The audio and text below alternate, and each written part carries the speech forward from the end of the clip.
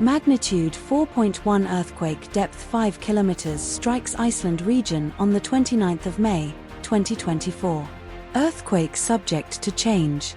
On average, Iceland experiences around 500 earthquakes a week, or about 26,000 every year.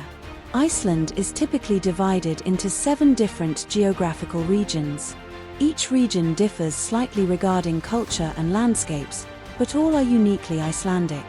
The regions are South Iceland, East Iceland, North Iceland, the Westfjords, West Iceland, Reykjanes, and Reykjavík capital area. Earthquake Info Credit, EMSC. Thank you for watching.